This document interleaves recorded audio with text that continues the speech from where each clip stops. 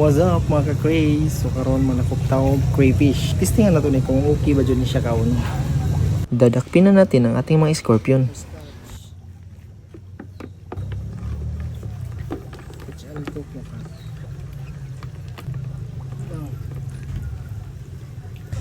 Mao ni sila ang mga naswerte nga nadakpan. So ato na siyang lutuon. Karon butangan na nato guys. Oh, ice na na. Mga ilang minuto, hindi na yan sila maglilihok. At nakaplaster na nga yung mga lulutuin natin. Ang scorpion at ang mga brownie little mermaid. Papanitan muna natin ang mga lamas, dukdukin, at tagod-tagurin. Ganyan lang pala ako maghiwa ng lamas sa amin dito. At yan din yung alaga naming aso na ang pangalan ay Oreo. At dahil andam na ang lahat, aabrihan na natin ang kalayo. Hugasan ng maigi ang scorpions. Tubig sa flower base.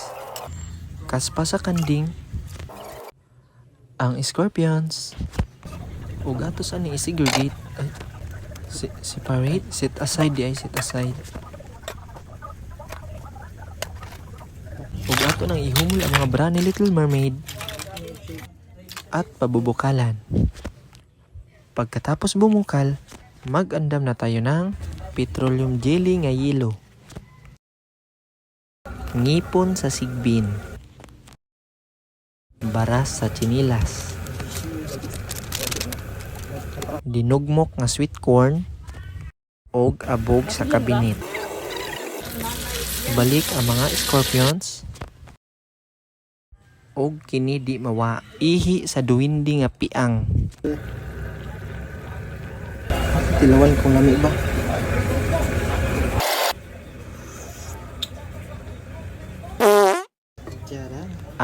Luto na.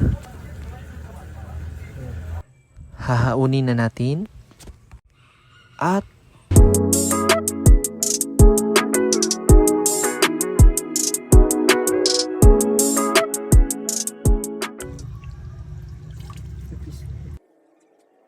tilawan na to ni isa no kung lami ba jud. Ambot ug tama ba niya akong pag-abri? Wow!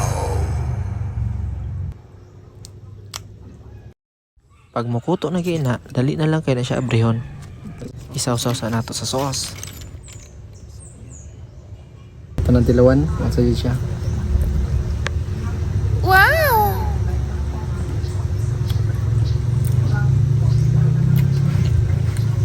Sara dyan ako maingon. Wako'y maingon. Kalbi kalami. Tilawin nyo guys. Kami kayo. Kunya, awa na yung mukhaon.